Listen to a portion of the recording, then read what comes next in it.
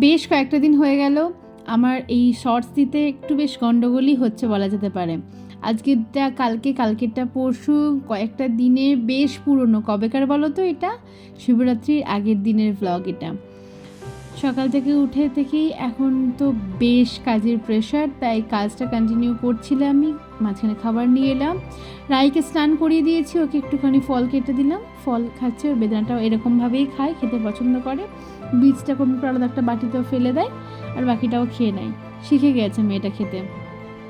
কয়েকটা জিনিসপত্র আমার প্রয়োজন ছিল, সেগুলো নিতেই আমি বেরোচ্ছিলাম। রনও বললো আমারও যাওয়ার আছে একটু, চলো। ও কাজ করছে আজ ঘর থেকেই, তাই একসাথে দুজনে মিলে বেরোলাম। সামনেই মন্দিরটা আছে, যেহেতু বললাম আগামীকাল শিবরাত্রি, তাই সমস্ত কিছু সাজানো রয়েছে। বাবার কাছে এখানে প্রণামও করে গেলাম।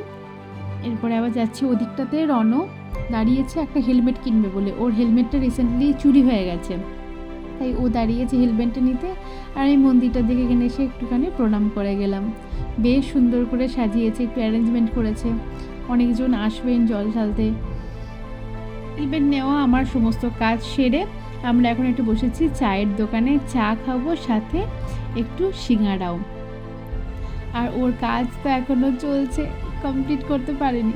যাই হোক, থেকে ফিরে আমরা এখন যাচ্ছি রাহিকে রেডি করিয়ে নিয়ে চললাম কালকে শিবরাত্রির বাজার করতে। তিনজনা মিলেই যাব। আমি আর রু রেডি হয়ে গেছে, পাপা এখনই জাস্ট কাজ থেকে উঠলো, এবার ওকেও বলছে রেডি হয়ে নাও, চলো দিয়ে যাই। এরপরে না হলে আর কিছুই পাবো না, না ধুত্র ফুল না অন্য কিছু। আর আজকে যা দোকানের দাম, হাতে তো পুরো ছ্যাঁকা লাগছে।